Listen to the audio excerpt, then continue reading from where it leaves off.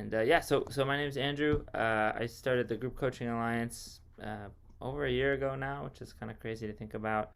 And we are just a couple of folks that are interested in learning more about group coaching, what makes it work, what are some best practices. We've convened a group like this, kind of quarterly over the last year or so. We've had some great speakers and learned a lot. We started our own YouTube channel to share these recordings, and we've got the email list which we send information on a regular basis about group coaching. So yeah, that's a little bit about me and us. As a reminder, we always are looking for more speakers and more participants. So if you have anybody um, that you want to suggest, I would love to hear. You can email us. Milana was actually a suggestion from one of our members, so that's how I found her. Um, and yeah, that's a little bit more about our group. Milana, why don't you go ahead and introduce yourself, and we can go from there. Yeah, sure. Welcome, everybody. Thanks for having me here, Andrew. I mean, when I hear group coaching, I'm all over it. So I kind of had to come on your call and connect with everybody. But I've been doing group coaching programs since 2003 or four. From the very first time I sold one, didn't even know it was called group coaching at that time. But it kind of evolved for me where I started delivering group coaching programs, probably done over 100 programs. And the idea of the group coaching program is so vague that anytime I say group coaching program, people ask for clarification. And I noticed that you can ask 100 people and you'll get 100 different explanations around group coaching programs. So I'm going to hold back for now until I get to talk to you, everybody. But I've been doing group coaching programs for such a long time that I assumed there would be some kind of platform that I could use to deliver my programs. So I started looking and I couldn't find anything that would do exactly what I wanted to do. I wanted to deliver content to my students. I wanted to send them replays of my coaching calls with them, of the group calls. I wanted to remind them about the upcoming live calls. I wanted them to collaborate, form accountability groups. I wanted to run group contests and have client journals and weekly check-ins to see where everybody is, because I felt like I was a little bit blindfolded between those live calls. And there was nothing like that. And a course builder, like Teachable or Thinkific or Simplera, it was just not enough because it was all about delivering content, and coaching programs, as we know, is so much more than just content. So I created my own, and it's called Coaching Genie. And Coaching Genie is a content delivering platform, group management, and a coaching platform all in one. So I'm excited to maybe share some of it with you today and see what you think. And its main purpose has always been group coaching programs. I found out last year that a lot of my customers have been using it just to work with their one-on-one clients because of the flexibility of how you can mix and match content and create programs on the fly for an individual client. So always learning from customers something every day. So I'm originally from Ukraine. I was a music teacher in the Soviet Ukraine and immigrated in 1992 as a classical musician, and did not move forward with that direction. Obviously, discovered that I really love the creativity and the potential of the coaching business. So that's me. Thanks so much for sharing a little bit more about your story, Milana. So I'd love to hear. My first question is around people starting their first group. I know a lot of the folks on this list are kind of early on in their group coaching journey, and I'd love to hear some of the tips that you have for people starting their first group. What are some of the most common mistakes you see that people make? What are some of the things that are, kind of have to be there for that first program to really go Mm, well? yeah, I can think of two immediately top of mind. I'm sure there are more, but the first one is when you're designing your group program, you may be accidentally delivering way too much content, especially if you're somebody who creates content. And that was me. And what was happening is I was delivering content, I was teaching content, leaving very little time for the actual coaching, Q&A, those hot seats and all the things that people like to do on the group coaching calls, interaction, right? I kind of saw that as a secondary thing. Over the years, I learned that people actually want to connect and collaborate and support each other. They're not there just for me to learn from me. They're there to really be, that's why people join group programs, right? Not just for the content, otherwise they would be buying a course. So that's the first one. So if you're worried about having to create a lot of content, totally don't worry about it. Now my programs are like 20 minutes of teaching per module, and the rest of the time it's coaching. And so that's the first one. The second one is being worried that you can't fill a group with a lot of clients. And so you don't launch your group because you have 3 people and that's it. And so in my experience, a group is 2 or more people, right? So you can actually start your group program with just 2 people. The beauty of that is that you get to run your program, get feedback, add enhancements, get testimonials, see it as your pilot program, and then launch it again, now with testimonials, with proven results, with like really deep connection to your material and to the purpose of your program. So those are the two: too much content and not launching your group because you don't think you have enough people to launch it to. And I'm curious, everybody here on the line right now, raise your hand if you've actually done a group program before. Okay. And those of you who have, and then Andrew is going kind of like this, I'm not sure what that means. I haven't filled my own seats. I've coached for other groups, for other people. Yeah. I'd be curious to hear, for those of you, obviously you're here because you want to do group coaching or more or start. What is the reason that you feel you haven't kicked off your first group program yet?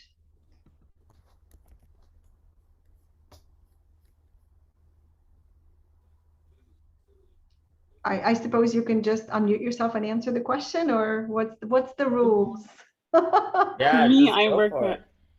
for me, I work as an internal coach.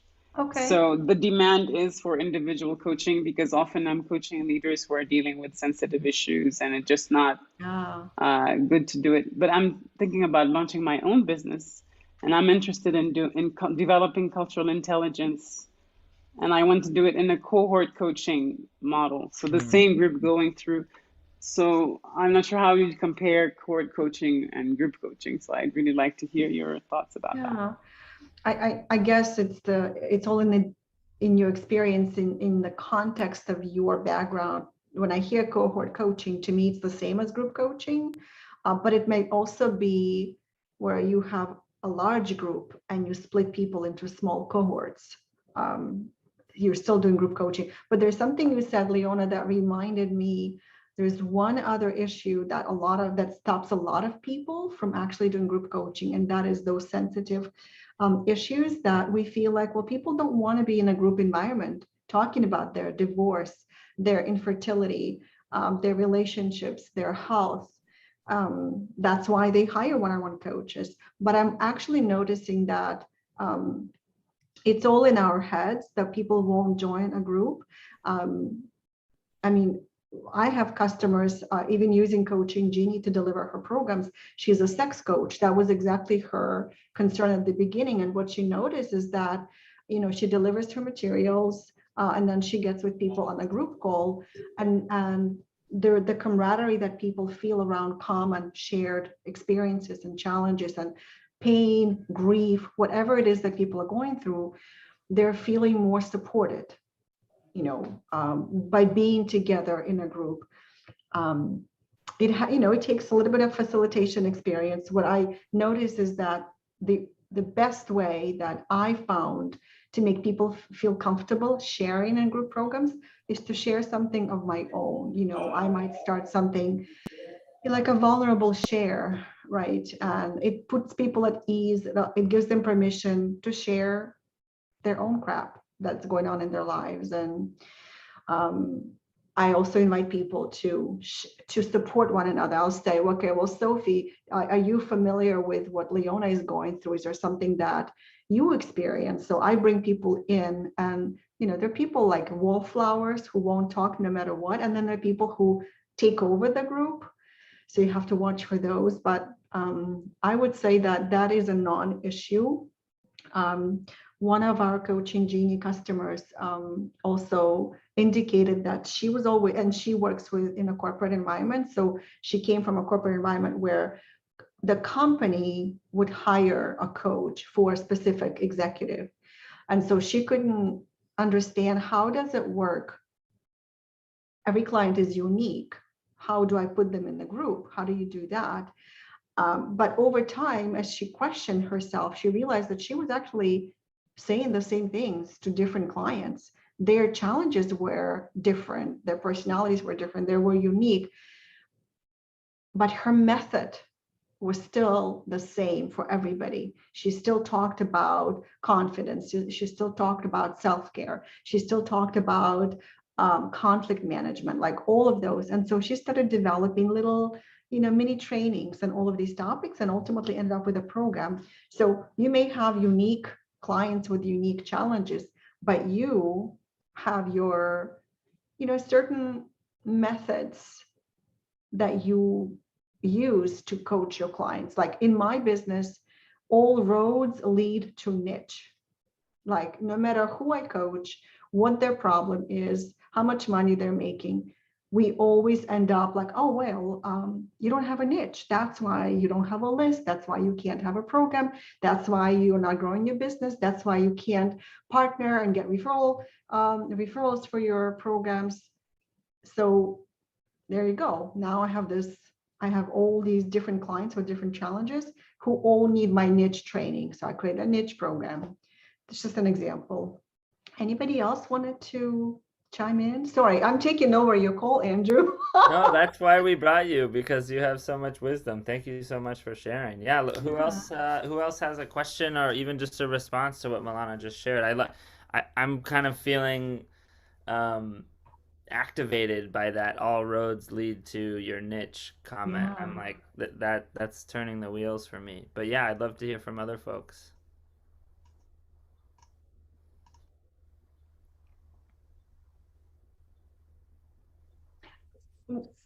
I got one. Milana, what was your biggest challenge when you started getting more active in the group coaching space? Beyond the platform and that, but I mean, when you were first starting getting into it, what challenges were you kind of experiencing when you first getting started? I mean, lots. Marketing is always a challenge, no matter where you are in your business. And fortunately, I have built a network of joint venture or referral partners. So when I have a new program, I can go to somebody and say, hey, Susan, I have a program coming up. This is the topic. I'm wondering if it's a right fit for your people. Would you be willing to share it? Sometimes I pay commissions, or sometimes we just cross promote each other. Either way works for me. So, filling your program is all. I even did a virtual event, a virtual conference called Fill My Groups.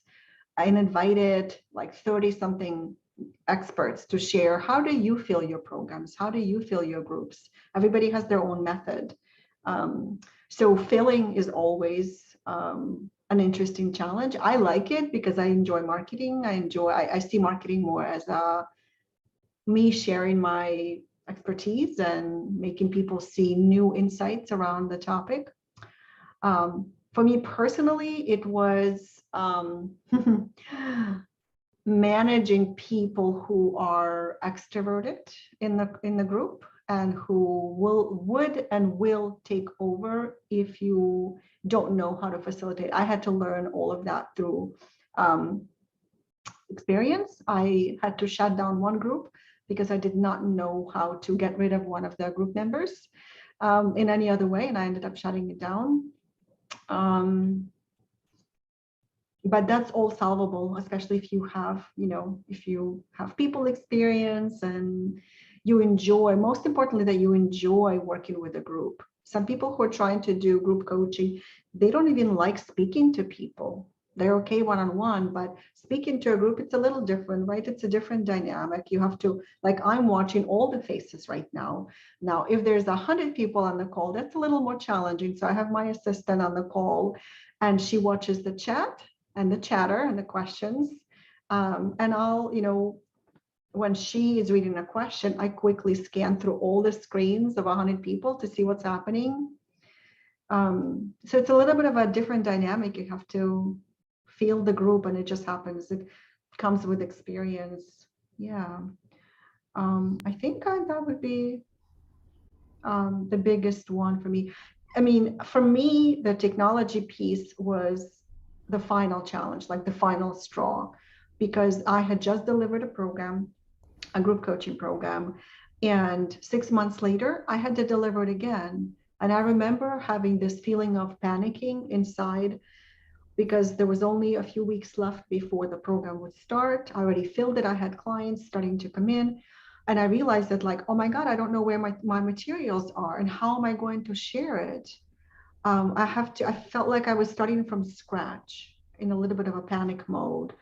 And so that was like the last program that I ran. And then I created Coaching Genie. The main part for me was, where are all my modules and how do I deliver them? But also, every time you deliver a program, you have a different group of people. And a different group of people means you have different insights from your group. I like to capture those insights. Those are the golden nuggets, like, oh, this is a really good one. I'm going to write it down. But where do I put my notes? Where are they? I felt so disorganized. And now I feel like everything is just in one place. It comes out. I literally don't touch my program. I just duplicate it for the next time I run it.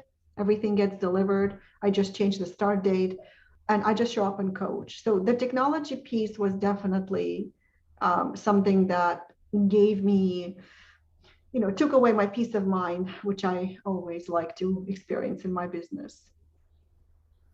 So it sounds like it wasn't so much the actual coaching, it was all the things that go around the coaching, right? We don't like the UPS people, so okay, what was the question, Blair? Yeah, it was more just the comment. It sounds like, the challenges weren't so much your coaching and your confidence. It was more so around the things that go into creating the program, getting people on board, like just all the structure that goes into creating an experience for people beyond the actual coaching side of things. Yeah, I like that, the word you use, the experience. The experience is also important because you're dealing with different personalities. We are all human beings. We get triggered. We get triggered on the calls by the coach and by each other. And I actually went through a little training called trauma-informed training. And it's super related to, basically, I don't know if anybody's familiar with trauma-informed coaching or method, but it's basically coming to a group coaching call with an assumption that everybody has gone through trauma. Everybody has a potential to be triggered. And being aware of that is super important. And so managing all of that comes with experience and awareness. And so creating that experience where everybody feels safe, heard, seen, accepted, that also comes from your personality too, right? I have written a lot about group coaching, and one of the topics I remember writing about is the emotions that people must experience before they join your group program. One of those emotions is they need to trust that you are the coach for them, and then they also need to feel that they belong, that this is the group for them. They need to experience a feeling of commitment in the way that not only am I interested in this topic, but I'm committed, I'm willing to do whatever it takes to actually succeed with it. So you have different quality people, right? I can pull up that article and link you up to it, but basically it's all about the emotions that people need to experience within, those 30 minutes that they're deciding to join your group, right? Good questions, good comments. I have a follow-up question Sure. back to how you manage the extroverts. I'm wondering, what are your top tips for working with those who like to take over? That's a good question. It's all about setting the rules at the beginning, the rules and expectations, so that you don't feel like you offended anybody. At the same time, everybody knows why I'm raising my hand. This is kind of like my rule, and it's almost like an unspoken rule. I actually say that, I started saying that more and more, but I say at the beginning, when I raise my hand, it means, I'm trying to, like, I want to say something, I want to add, I want to contribute to the conversation. So when they see my hand is up, the extrovert will continue to talk for maybe like another 10 seconds, and then it will get quiet. That is very helpful. That's the teacher in me as a music teacher, like that's kind of my practice. And it's like in any conversation, when you talk to somebody and they talk over you a little bit, or you're trying to get in and you can't, what I learned to do is to say, oh, thank you, thank you, thank you, thank you so much, thank you. I'll keep saying it until they get the clue that it's time for them to stop and let somebody else to talk. But I think it's the rules and expectations at the beginning that will make people feel aware that they're not the only one in the group. Sometimes people, and you also need to know why they're talking, why there's so much, why they just don't have the breaks. It's because a part of it is because they believe they're contributing to the conversation. They want to be helpful. And while that may be true, there are other people who are less extroverted and will not speak while somebody else is talking. So it is my job, or it is your job as the facilitator, to bring them in. So I noticed, Nahil, is it? Am I saying that right? I noticed Nahil has been very quiet. So I'd love to hear your thoughts on group coaching. So I will say that, and I'm actually inviting you to speak. Thank you. Yeah, you're welcome, Sue. Thank you for the question. Was there anything that you wanted to share, Nahil? No, I'm just absorbing it all. Okay. That sounds good. Well, I'm happy to, Eric, were you going to ask a question? Something? Yeah. Yes. The first part of the question, have you done co-facilitation of group coaching? And if so, what do you find attractive about it, and what do you probably find it's a challenge? Yeah, I've done two. I used to, you muted yourself, Eric. Yeah, I just asked my question. I was going to mute myself in case some background noise while you're answering. Oh, okay, no worries. Yeah, I had two co-facilitation. I had a business with a partner, and then I partnered on a specific program later.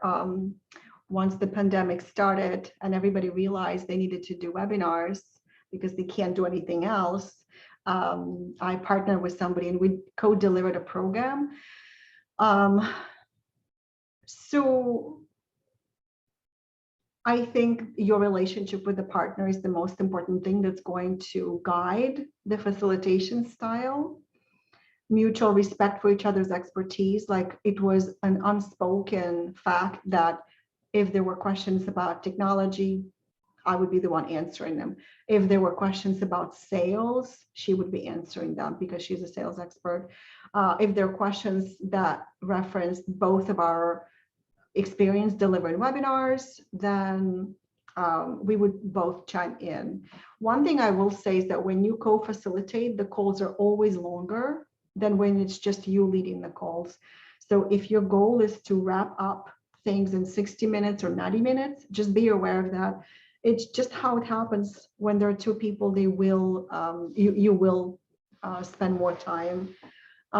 With the other partner, it didn't work out that well for me because I had to leave the business, and I think the co-facilitation was more challenging because it wasn't clear who was the leader of the program, who was the leader of the coaching calls, who was the leader of this topic.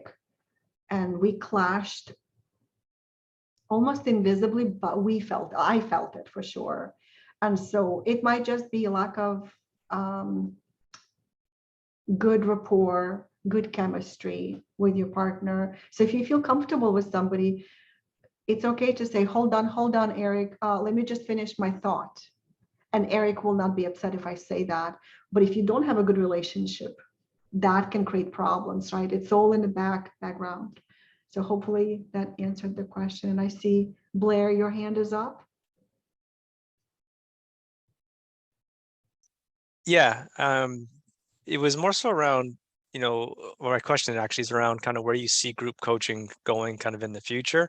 I work in the executive space and businesses, and I partner mostly with other companies that I subcontract with, like BetterUp, for example. You've seen a big shift in the individual one-on-one coaching space kind of become much more commercialized in the last probably 5-6 years, and there's no really end in sight for that. Group coaching hasn't really taken off in the same way. I'm kind of curious where you see this kind of subset of the industry going in the next kind of maybe 5-10 years or so. That's a good question, but that's interesting. I feel like it already took off because I've been talking about group coaching for over a decade, but maybe in the executive coaching space, group coaching hasn't been as common. Am I, correct me if I'm wrong, in the executive or corporate space, group coaching is often referred as a round table. Is that true, or is that something completely different? It can be. Usually round tables are a bit more of kind of we're having an open discussion about something with different parties involved, but yeah. So I'll be honest with you, I'm not as familiar with the corporate or executive coaching space when it comes to group coaching. I would imagine that it's a little bit more sensitive because people are working together and they have to spill the beans in front of their coworkers. So it probably creates sensitive issues that I'm not sure how an executive coach would handle it. My guess is that one-on-one coaching will never go away in the executive coaching space because people need that safe space to share that confidential coaching relationship. But group coaching in the executive space and the corporate space is still very valuable because you get to see that other people are sharing your concerns and challenges, and they want to work together through that.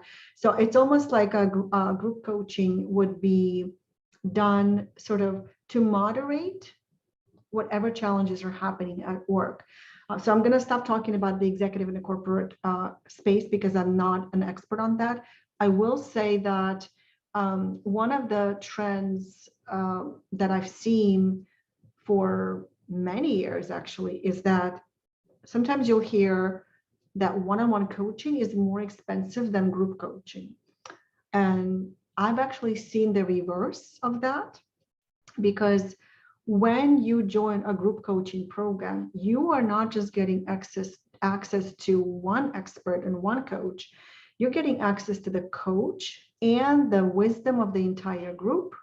Usually, if it's a group coaching program, it could include some content, some training materials. So you get access to that. Usually, it might, very often it includes access to events, virtual, live, retreats. So, and maybe like throughout the year, you'll get 4 retreat events, virtual or live. And so it becomes more of a year-long experience in a group coaching environment versus one-on-one coach. As one of my friends said, I used to be a little coach on the phone, until she started doing group coaching programs, where now she had an audience. And it has more leverage, right? There's so many benefits to group coaching. And so I would say that group coaching will continue to grow.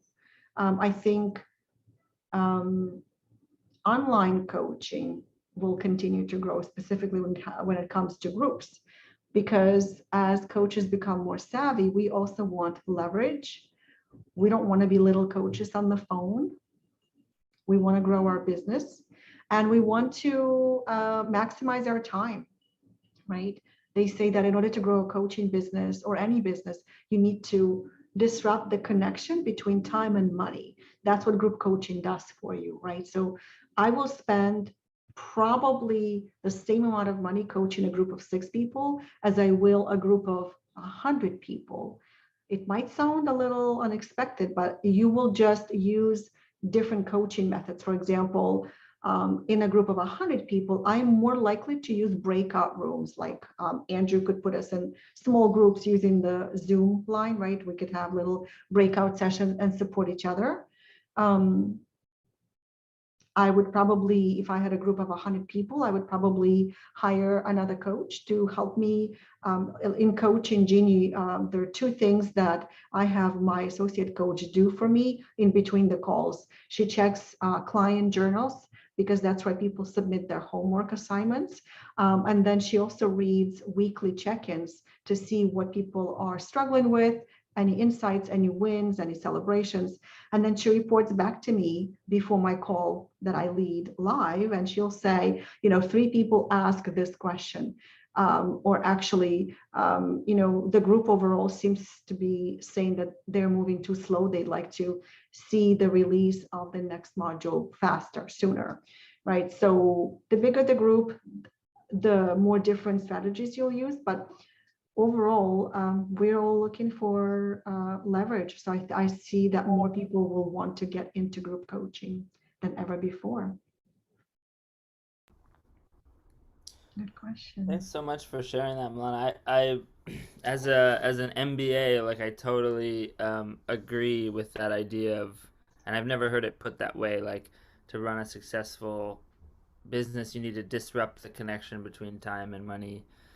And I know that, like, a lot of these platforms, like Blair, you mentioned, there's like a bigger conversation about, like, the value of coaches, the value of one-on-one coaching, and can we be put into an algorithm, and are we in a marketplace, and like what does that mean, right? And I think part of what you're talking about, Milana, is like creating your own ecosystem, your own world for people to enter that you control and that you own. And I love that idea of like the experience, like you're part of an experience for the year, you're part of this community. I'm wondering, maybe from the client's perspective, like how would they see group coaching and individual coaching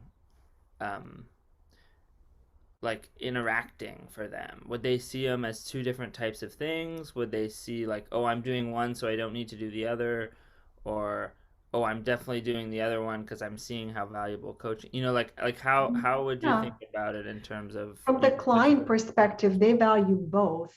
I personally don't do one-on-one coaching anymore. If somebody is asking for one-on-one coaching, I'll say, well, we have Carrie, she's happy to, here's her calendar link, you can request a 20-minute session, and it's a one-time session, okay?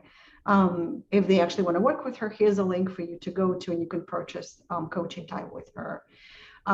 If you are the only coach in your business and that's how you want to be, which is totally fine, of course, you can create a hybrid style group coaching program where you deliver group coaching, but you can also include, let's say, 3 coaching sessions privately for every client, which they can claim at any time during the program.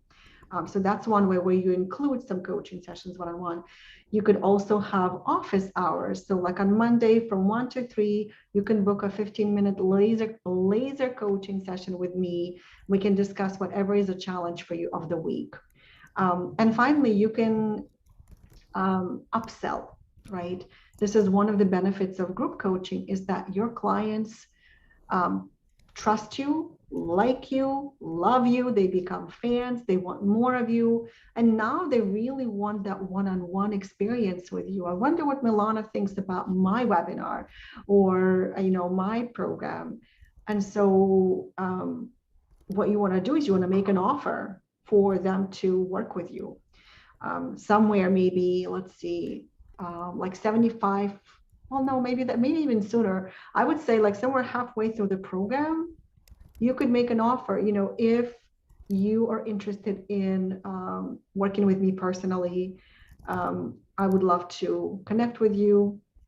This is how to work with me. I like to do everything in packages. So I will create a package. I will say, okay, a package of 6 sessions, and this is how much it is. And that's my offer, right? Because, we don't want to sell coaching 1 session at a time. That's not the best use of our sales and marketing effort. But you can upsell one-on-one coaching. You can either include it. You can also include it as a bonus that if they take fast action. So whenever I offer a program, I'll say, if you join by July 15, I will also include 3 coaching sessions with me privately, which you can use to go over your challenges, your business plan, whatever it is that the program is focused on. So there's so many different ways to use or leverage one-on-one coaching, but you can definitely continue to offer it, and clients will appreciate having that access to you. Yeah.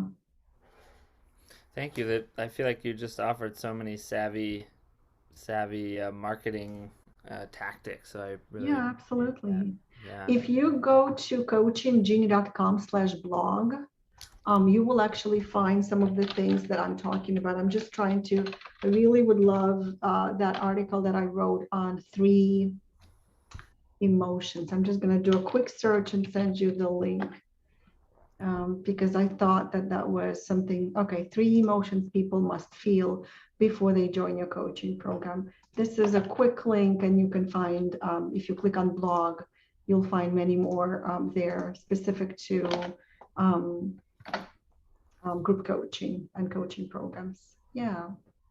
Well, Great. I would be happy to give you a quick peek inside Coaching Genie just to see if there's anything that you feel like is missing from how you are thinking of delivering coaching programs. Somebody said it's not just a group coaching platform, it's a method for delivering coaching programs. And I never thought about that. There's a method to how I deliver my programs. I use a reverse classroom. If anybody here is coming from an education space, you guys might be familiar with that reverse or flipped classroom, where you deliver the material first and then you get on the call and coach. And that has been my method for probably the last 7 to 8 years, where instead of coaching and delivering any material on the live call, I actually deliver a little video training before the live coaching call. So then people come to the call prepared with questions, excited. They already started implementing it, and they now ran into challenges. So the coaching call is now going to focus on me coaching them around those challenges, right? So Andrew, would that be okay for me to share my screen? Okay. So I'm literally going to take you right into my account with Coaching Genie. I've been in business for over 20 years. So I have a lot of programs and courses and coaching content. So I just didn't want you to be overwhelmed. But Coaching Genie basically has 3 components: modules, courses, and groups. Modules is where you put all your content, like PDFs, video trainings, links, resources, and then you build a course out of modules, and you can reuse modules in different courses. When you are ready to deliver your content to a group of people, you simply assign it to a group. So I have a group program coming up actually in October. So it starts in October. I already have all the content ready to go. Everything is ready. There's only 1 member, which is me. The last group I had, we had 42 members. You can see, and we were able to send modules to people. We were able to schedule upcoming events so they get reminders. There's a welcome page for every group that you have. We were also able to actually do collaboration this time. So everybody had a collaboration partner. I could actually see who they have partnered with. And so the best part of Coaching Genie that I'm hearing from people is this weekly activity piece, where you get to see as a coach how people are doing in your group. So everybody is checking in, everybody who wants to, of course. And I can increase participation by incentivizing people with, prizes, free coaching sessions, free gift cards, whatever I want to do. But I can actually see what people are working on, and I can click and read what they're writing. Okay, that's the activity board. Each client gets their own journal. So all of these are journals. I can see that I have not read some new journal entries. I can also customize each client's curriculum. So if I click on this client, I can see she's getting 8 of my modules. I think it's 8 modules. I can also drop another module for her specifically. I can say, well, maybe Anita wants to have a copy of my book. And this is the module with my book. I'm going to move it here. Now it shows up. I'm going to save it. And now her curriculum is customized. That's the part where you can customize it. But when you create your content, you're basically putting it inside the modules. So every module contains something. Maybe you have an interview, you've done an interview on your topic, or maybe you've done a little training or presentation, or you have a PDF document like a workbook. You can just put it inside a module. And then when you are ready to create a course, you find the modules that you want to add to the course, and you slide it, and now you can create this course on the fly. So that's kind of like the basic idea of Coaching Genie. If you look at the way that a course builder works, they give you modules and courses, but that's where it stops. It's just your content. I wanted a classroom. I want to be able to watch the activities. I want to be able to post replays of the coaching calls so that as a client, you can see everything in one place. And then as a client, this is what your client will see. So all the programs that your client buys from you live in their Coaching Genie space. They get access to, modules, upcoming events.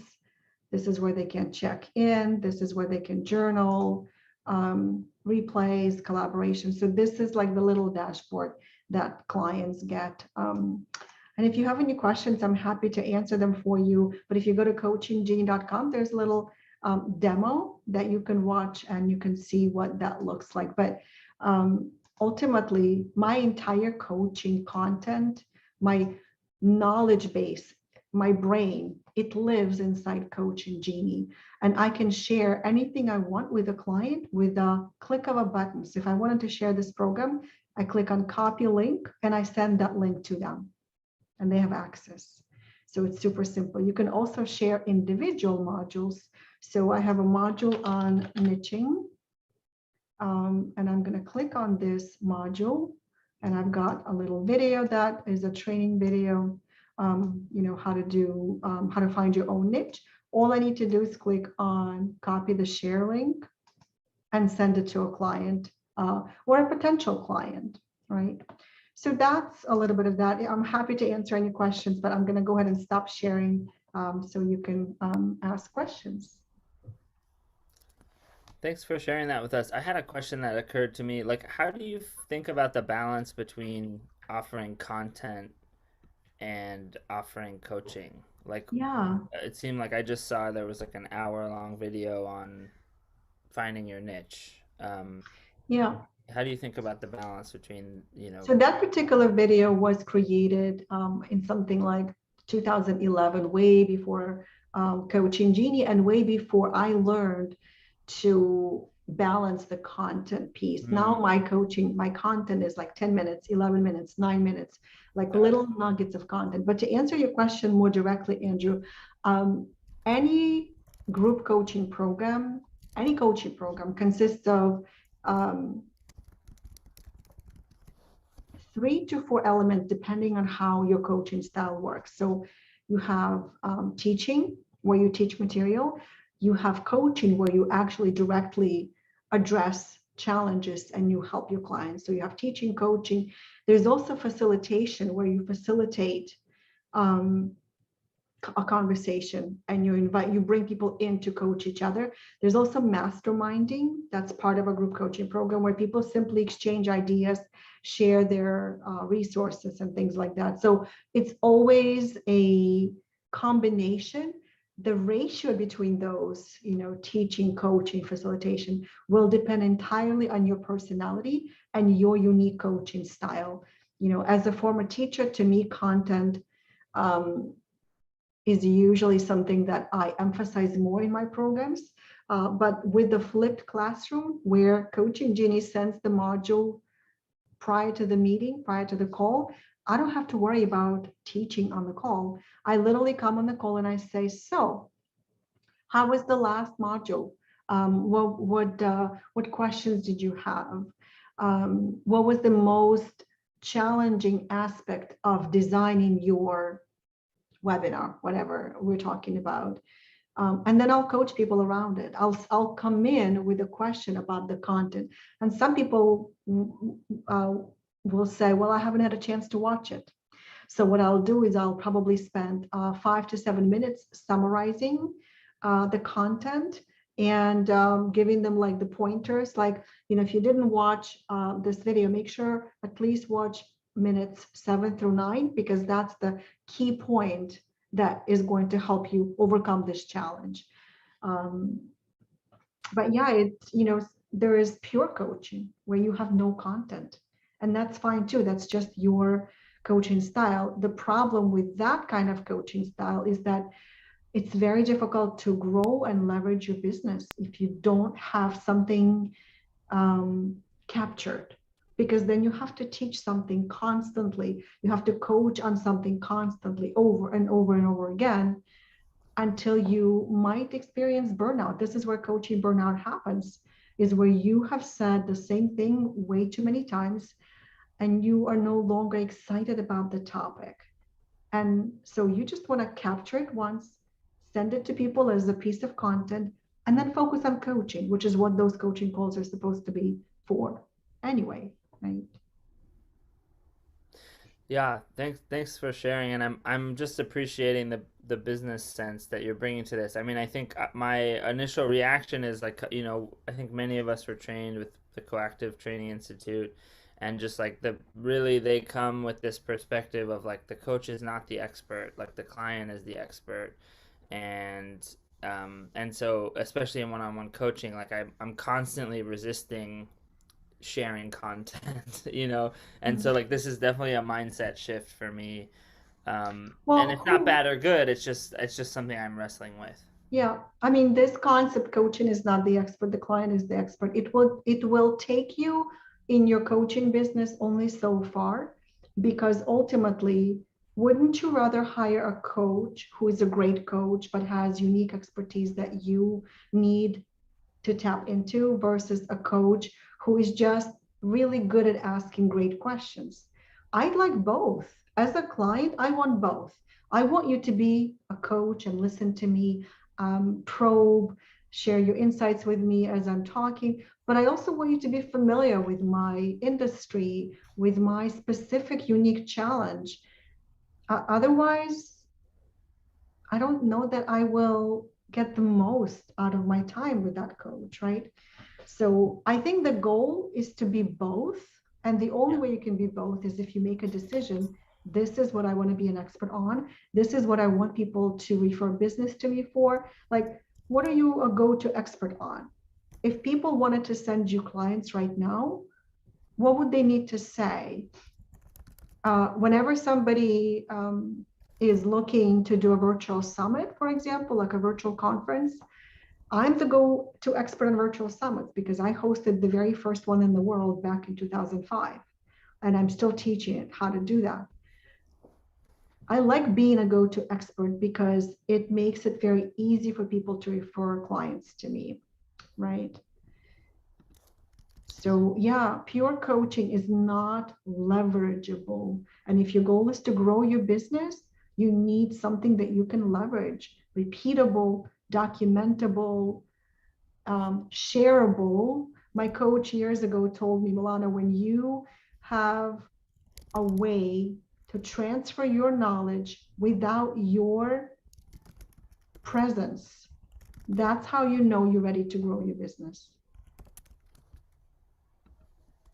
And I can't transfer coaching, but I can transfer a video. I can transfer a program. I can transfer an assessment with an explanation of what your results mean. So anytime you create kind of like a coaching tool or coaching workbook, that's your opportunity to share your knowledge and not be present. And that always fascinated me. I love the idea of passive income. As passive as we can enjoy as coaches, right? Any other questions? Yeah, I would love, I have all these reactions, but I would love to hear how that's landing for other people. Sue, I saw you like nodding along when I talked about like the coactive thing. What's your take here? Yeah, I'm super excited because before I became certified as a coactive coach, I have been a career counselor and coach for like 20 years in, colleges and universities. So there's always a lot of, so in the coactive training, I had to really hold back on what I know. Yep. And let the client speak. And that's a tremendous, great skill in terms of helping people. So I morph, and I've created so many workshops, presentations in my previous jobs. And now I'm also a Reiki master. I have knowledge about mindfulness and energy healing, and I'm an astrologer. So there's a lot of knowledge that I would like to share. And in fact, it has been informing my coaching, and I still have to watch it in terms of not saying too much and trying to draw out the client. So this is giving me permission, thank you, for creating content and being able to help people focus and set intention for their learning and their own growth in another way. So yeah. I really appreciate that. I mean, I love that you said that, Sue. You said you were holding yourself back, and now you feel like you can share your experience. I mean, like, you have a lot of expertise. All that wisdom is just somewhere in there. You're going to hold it back? Please don't. Right? And you want to see your expertise as an opportunity to create your own coaching toolbox. I love having, as I said, I've been creating since 2001. I made my first product. I love having all of those, like dozens of courses and tools and PDFs and little video trainings to share with my clients as needed. That's what I love. I can talk to a client and say, it sounds like what you're missing is you don't have a mailing list, so you can't really market. You don't have a niche, and that's why you don't have a list. But that's also why you don't have the confidence to, put together these group coaching programs. So let me put a little program together for you. And I just go bam, bam, bam, bam. And I created a specific curriculum for that client out of my toolbox. I mean, that it's supplemental material is what you are offering to your clients. So you still get on the calls and coach people in the group, but you also can accommodate and honor their uniqueness and their unique situation without having to push them into one-on-one coaching with you. Hi, Sophie. I'm reading your post here. Industry expertise I know my clients want. So I think a group program with a flipped classroom approach will be a great way. Yes. Flipped classroom has been the best discovery for me since I started my coaching business, because I would always spend so much time teaching on my live calls. And I would also be exhausted by the end of it. So I didn't have enough energy to actually coach or answer questions. And at the same time, people would feel overwhelmed and fire hosed with the information. This way, they have a whole week. You know, I send them a module with maybe 3 short videos and a worksheet. I will send it on a Friday. And then on Wednesday, I hold a live call. So they had a weekend and a few more days to do the work. On Wednesday, I hold my live coaching call. And then I just answer questions and give them one more day of Thursday to catch up. And then on Friday, I release the next module. And that's kind of how I structure my program. Well, great. I know we're at the top of the hour. Thank you so much, Milana, for sharing all your wisdom. This has been so wonderful. And thanks to everybody who joined and asked some great questions. Have a great day, everyone. Thank you, everybody. It was great to have you. If you want to learn more, just go to coachinggenie.com, click on blog, watch the demo. There's a lot of stuff that I write about. Thank you so much for having me, Andrew. Thank you. Bye. Bye, everybody. Bye.